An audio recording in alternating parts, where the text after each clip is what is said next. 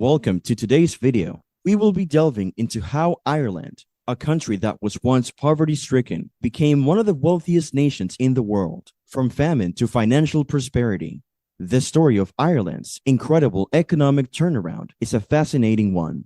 In 1847, Ireland was struck by a devastating famine that killed 1 million people, which was 11% of its population. The country was left impoverished, and even after its independence from British rule in 1922, Ireland struggled to keep up with its neighbors. It was not until the 1990s that the country began its miraculous economic turnaround. But how did Ireland become so incredibly rich? Well, in the 1950s, the country began to embrace industrialization under Prime Minister Sean Lemass and economist T.K. Whitaker's economic development plan. State-owned enterprises were privatized, international investment was invited, and trade restrictions gradually eased. As a result, Ireland's economy grew for the first time, and the country started to attract high-quality, high-paying employment opportunities. Ireland joined the EU in 1993 and enjoyed reduced trade rules, lower costs, and large subsidies and developmental loans for education, infrastructure, and human resources. Most importantly, Ireland had a backdoor into the European market for multinational firms to evade tariffs and taxes. Its low corporate tax, well-educated, English-speaking, and cheap-to-hire workforce, and prime location between the US and Europe made it an attractive location for US companies to relocate or expand. This led to massive investment in the country, which created well-paying jobs and led to an increase in salaries and disposable income.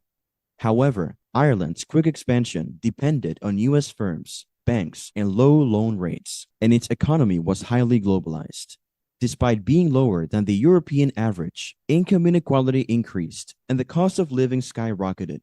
Additionally, the Irish property market bubbled, leading to cheap lending rates and government inaction. The Great Recession of 2007 was devastating for Ireland, which was heavily struck by the US housing market crash that sank the global economy. Dublin houses values fell 56%, widespread defaults sank banks, and corporations laid off large numbers of workers, raising unemployment. The economy shrank by approximately 25%, and the IMF and EU had to bail out Ireland for 67.5 billion euros, 40% of its GDP, as it faced insolvency. However, in the year 2015, an odd event took place. Economists have a strong suspicion that multinational corporations avoided paying taxes in Ireland, which led to a 25.2% increase in the country's GDP in just 1 year. Due to this, Ireland's GDP was artificially inflated, which resulted in international pressure to increase taxes on corporations and eliminate tax techniques. By the year 2020, Ireland had closed all of the major tax loopholes.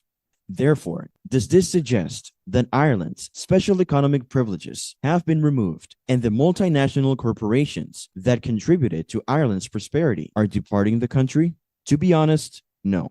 Ireland has been the recipient of hundreds of billions of euros worth of infrastructure investments from various companies. Additionally, the workforce in Ireland is known for its high level of education and expertise, which makes it challenging to come across similarly qualified professionals in other regions.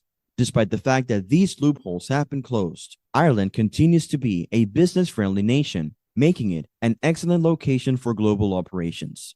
Because there are no other desirable alternatives that are cost-effective, businesses will continue to operate in Ireland. Since the Great Famine in 1847, Ireland's economy has come a long way.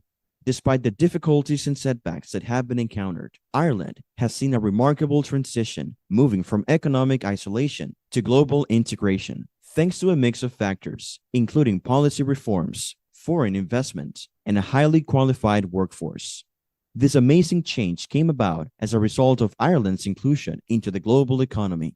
Today, Ireland has major areas of strength that are upheld by a strong innovation area, a tourist industry that is rising, and a population that is profoundly educated.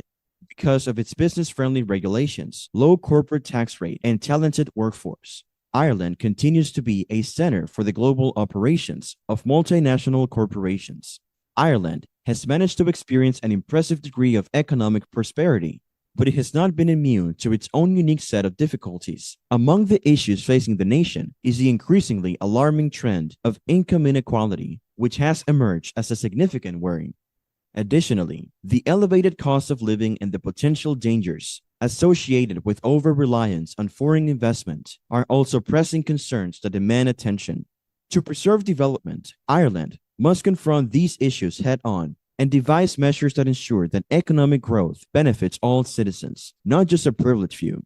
A variety of variables have contributed to the Irish economic's prosperity.